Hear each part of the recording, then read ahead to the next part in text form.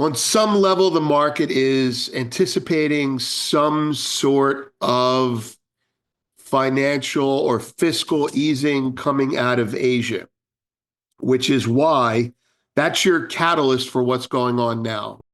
Welcome to the Morning Markets and Metals with Vince Lanci, where each morning Vince brings you the financial and precious metals news to get you ready for your day.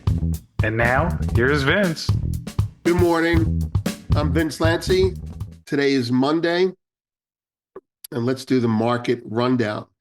The title is tentatively Silver Starts. I was caught a little by surprise on this, having had a full recording scheduled to do, and then silver surprised us. And so I'm happily changing gears. So let's start with the markets themselves. 10-year yields are down a bit, about 459. The dollar is 107.88, down 100. This is what's going on. Yeah, here we go. All right, the S&P 500 is 59.87, up 48. The VIX is 16.43, up 29. Gold is 26.45, up 6 and change after being down significantly last night. Silver is 30.25, leading to the upside, up 67 cents. I have silver futures there on your screen. Copper is 4.15, up 10 cents, 2.7%.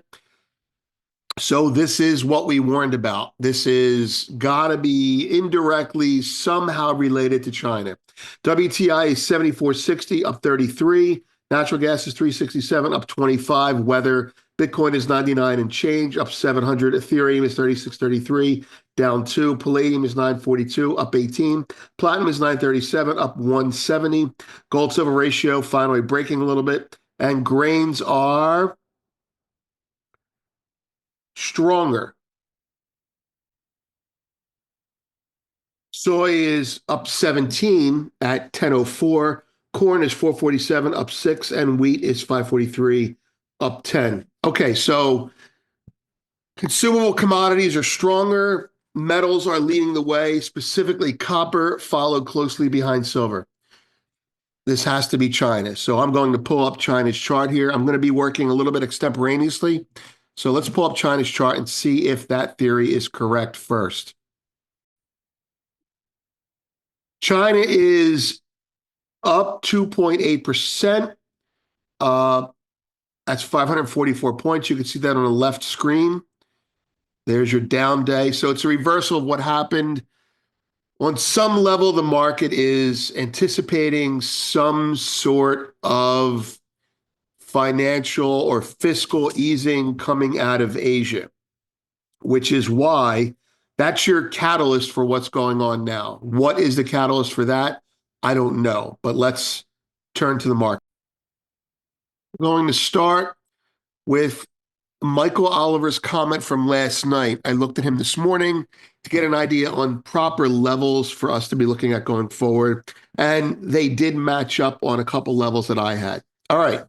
The discussion you could see today was supposed to be online gambling. I still have that in, but I'm going to put that in the premium section below. And you can see that it's actually quite disturbing how gambling, online gambling specifically, especially sports betting, has deteriorated the fabric of our families and our financial wherewithal on so many levels. It may as well be cigarettes or alcohol.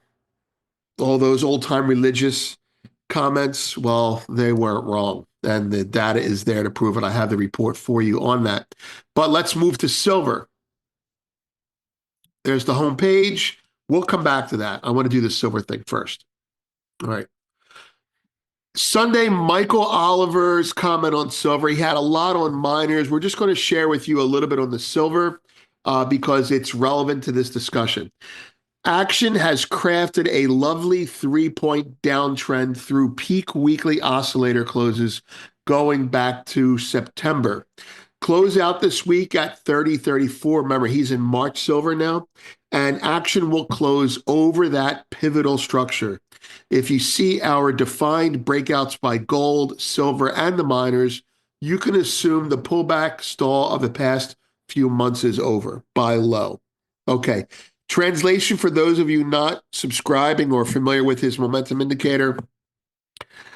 It's similar to, not the same at all, but it's corroborated by a market making new lows, but the momentum on the downside not being there. So a MACD failing to confirm a low, an RSI failing to confirm a low, and volatility and momentum indicators would also corroborate that. Now, the second part he says here is that if you see his defined breakouts, he's defined them for every market, for gold, silver, and the miners, you can assume the pullback stall of the past few months is over. So basically, if silver breaks out and gold does not, be careful. If silver breaks out and gold follows suit, or vice versa, then we're off to the races. And silver has broken out. We're going to get into that right now.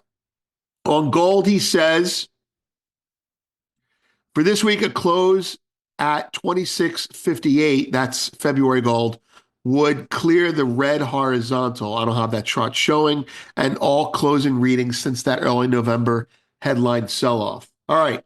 Using a different metric, I want to discuss his points. All right. Let's look at gold and silver. For the last almost month, I have been saying that moving averages have been the key to where the buying comes in gold. Now, I wasn't sure of that in silver because the moving averages were acting a little differently there. But on the left-hand side of your screen, that's the gold market. That's the 100-day moving average. There is buying there. It keeps coming back. I'm not sure who it is. I thought it was related to central bank buying. I still do. However, there may be some macro discretionary coming in and buying now. I'm not really sure yet. Silver, on the other hand, disappointed, held the 100-day moving average on the right-hand side of your screen a couple of times and then cracked it soundly. And I said, okay, I guess we have to look at the 200-day moving average. And then it cracked that. And I said very recently, maybe even on Sunday, I'm not bullish on gold until silver gets above the 200-day. Well, there you go. I actually may not have said that on Sunday, but I said that very recently. So silver was below the 200-day, and I said, okay, until it gets above that area, you're not really bullish on anything in the complex. And here's where we are. So gold held the 100-day, silver messed around with the 200-day, and now it's above it. What does that mean? Well, for me, it means silver, if it's real, will run to the 100-day, which is 30.77. We're looking at spot. And gold, sky's the limit. It's not the limit, but I have levels. I'll show you those in a second. In fact, let's pull those up now.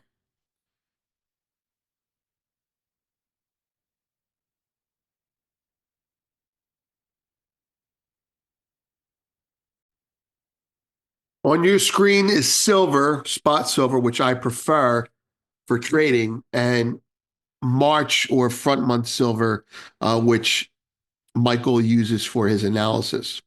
Now, one of the things that you'll note is that silver spot is just entering into the area between the 100 and 200-day moving average, whereas silver futures have pretty much traversed them in one day. That's encouraging. So I'm going to throw some levels up here now so you can see Michael's levels compared with, let's say, ours, or juxtaposed with. All right. This line here, starting on the right, this line here, this is Michael's level. We have to settle the week above this level for him to be friendly to the market. For me, the level is here, and that's the 100-day moving, the 200-day moving average. They are the same levels for different reasons. I'm very happy to see that. And what that implies is, see this whole structure down here that I have in between this range here? I can remove this line now. I've had it there for a while. This was the sell-off that failed to materialize. Sold, sold, sold, and you didn't get confirming new lows. Now, Michael's system is momentum-oriented, so he probably sees something that I'm not showing here, but essentially, let's get right to the math, to the levels here. I believe that above the 200-day moving average, our next stop will be the 100-day moving average, 30.77, similar to what he shows here, meaning above his level, which was here, we get to 31.06. Okay. So staying with my chart, now that we understand his levels, above the 200-day moving average, we go to the 100-day moving average. I mark those two with lines for you here. Above the 100-day moving average, we should skate to 32. Okay. So I guess we should talk about why this is happening a little bit more. We think that China is the reason for it or the catalyst this morning. I'll have to look into it more. But I will say this. There have been bullish factors building up. So, for example, it's getting hard to borrow ETF shares, which is usually a sign of physical demand, number one. Number two, I confirmed a couple weeks ago that uh, all the coins, all the offload of retail silver being sold back to coin dealers is being remelted into 1,000-ounce bars. There is a need to replenish the COMEX silver vaults, and that metal is manifesting in the fact that 1,000-ounce bars carry a bigger premium than they did a year ago, whereas coins carry a smaller premium than they did a year ago, which is a sign that there is a need to build up the COMEX vault. Now, why do we need to build up the COMEX vault? Well, it's something that I've been contending for the last 2 years, and that is well, not contending, everyone's been saying this. The metal is going from west to east. COMEX is a way station, a toll booth, a stopping point. The metal is being refined here, put in the COMEX vault, bought on LBMA, and it ends up in China. So another piece of that puzzle would be China's vaults. As China's vaults deplete, COMEX vaults fill so we can replenish China's vaults. That's where the demand is now, folks. Okay. And China's vaults started the year out down about, I think, 23 tons. They're already down for the year. Okay. So I believe that you're looking at the flow of physical manifesting in the supply chain that's going from west to east. Retail sells its coins, refiners melt them down, make them into 1,000-ounce bars. They put them in the COMEX. And, this is JP Morgan and the other banks searching for scrap, right? And once that metal is in the COMEX vault, then you see demand coming out of the east. So it's already coming out of the east. But the COMEX has become a feeder vault for Asia. And we're witnessing that now.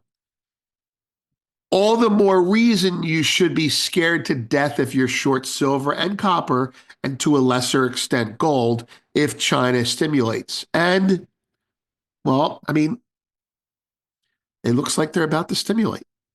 That's it. That's it for the silver part. Again, that was all extemporaneous. I had to be light on my feet today. Gambling is very bad for you. I really recommend you read that if you're interested at all in the direction of the middle class and lower middle class in this country, because it's killing us. All right, news and analysis. This is I'm only going to focus on what's relevant to the markets this morning. All right. Goldman's gold price forecasts what to watch. Very significant. That's proprietary analysis, basically saying that Goldman's 3,000 call for gold is valid unless they change their interest rate forecast for the Fed. And I get into that. Charts, gold's wedge structure breakdown. We did that last week. Very ambitious technical stuff for us. Gold is and is not wedged in now. The wedge contextualized within gold's long-term trend. There are some concepts here that will discuss the battle between physical demand coming out of Asia and financial control or restraint coming out of the West. UBS reiterates to buy silver's dip. Now, where's the dip? Well, we haven't had it, at least not to the level that they wanted everyone to buy. And that makes me raise an eyebrow when they say to buy the dip. That probably means because they're buying it right there. I'm not sure. The US-China Thucydides trap, that's a geopolitical piece. Wednesday, weekend founders reading, significant for multiple reasons. Commitment to traders analysis. Friday's price action raises questions. We have a full video that's going to come out of that today. But the bottom line of that is the bullion banks are playing again, and the producers are selling again. So be careful of that if you're looking at gold. However, I don't think that's the way to look at silver right now because silver is in a demand shortfall. I mean, a supply shortfall. So if you want to play this, if you want to speculate and play this, it might be time to short the gold silver ratio. That's the way I look at it. So in premium, we have that report. It's called The Year of Living Dangerously, and it contains the concepts and content. These are four main charts coming out of it showing. I'm going to show you one. All right. That's the consumer credit score changes. The red lines are states that allow online gambling, and the blue lines do not. At least they haven't. They legalize sports gambling, but they don't allow it online yet. So it's kind of like you have to go to you have to actually be physically present there. And that's repulsive to me. Gambling is very bad. All right. Final look at the charts. Let's go to the hourly for silver. Pretty impressive. Let's see what happens. I don't think silver gets stomped on today, as long as it doesn't get stomped on, or if it does get stomped on, as long as it doesn't settle below, for me, 29.70, which comes in at about the 100-day, the 200-day moving average. That's it. I'm Vince. Have a great day. Well, thanks for watching this morning's Markets and Metals with Vince Lanci. We sure appreciate you tuning in and starting your day with us here. Hope you enjoyed the show, and we'll see you again tomorrow. Please note that this video is not intended as legal licensed financial trading advice and is to be used for informational purposes only. Please contact your financial advisor before making any decisions, and thanks for watching.